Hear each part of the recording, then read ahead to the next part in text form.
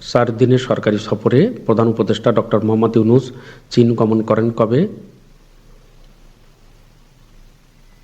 26 March 2025। 4 দিনের সরকারি সফরে প্রধান উপদেষ্টা ডক্টর মোহাম্মদ ইউনূস 26 মার্চ 2025 তারিখে চীন গমন করেন। প্রথম বাংলাদেশি হিসেবে 7 এপ্রিল 2025 তারিখে অন্নপূর্ণা 1 শৃঙ্গ জয় করেন কে?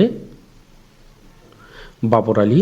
প্রথম বাংলাদেশি হিসেবে 7 এপ্রিল 2025 তারিখে অন্নপূর্ণা 1 শৃঙ্গ জয় করেন বাবর আলী। 2025 সালে দেশে স্মার্টফোন ব্যবহারকারীর হার কত? 72.3%।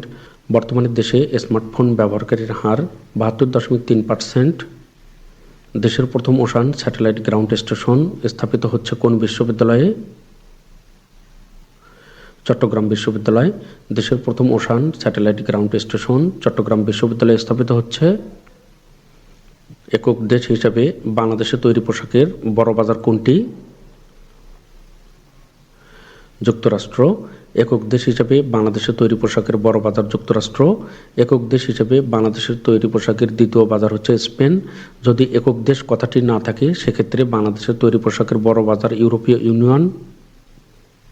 ষষ্ঠ বিমস্টেক সম্মেলন কোথায় অনুষ্ঠিত হয়? থাইল্যান্ড। 2025 সালে ষষ্ঠ বিমস্টেক সম্মেলন থাইল্যান্ডে অনুষ্ঠিত হয়। ষষ্ঠ বিমস্টেক সম্মেলন কবে অনুষ্ঠিত হয়? 2 থেকে 4 এপ্রিল 2025। ষষ্ঠ বিমস্টেক সম্মেলন 2 থেকে 4 এপ্রিল 2025 তারিখে অনুষ্ঠিত হয়। বিমস্টেক এর বর্তমান সভাপতি দেশ কোনটি? বাংলাদেশ। বিমস্টেক এর বর্তমান সভাপতি বাংলাদেশ। বিমস্টেক এর বর্তমান মহাসচিব কে?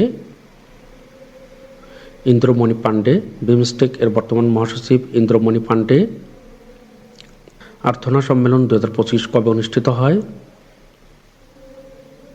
22 থেকে 23 এপ্রিল 2025। আর্থনা সম্মেলন 22 থেকে 23 এপ্রিল 2025 তারিখে অনুষ্ঠিত হয়।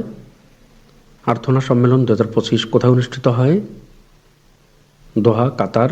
আর্থনা সম্মেলন 2025 দোহা, কাতারে অনুষ্ঠিত হয়। বাংলাদেশ ইনভেস্টমেন্ট সামিট 2025 অনুষ্ঠিত হয় কবে? 7 থেকে 10 এপ্রিল 2025। বাংলাদেশ ইনভেস্টমেন্ট সামিট 2025 7 থেকে 10 এপ্রিল 2025 তারিখে অনুষ্ঠিত হয়।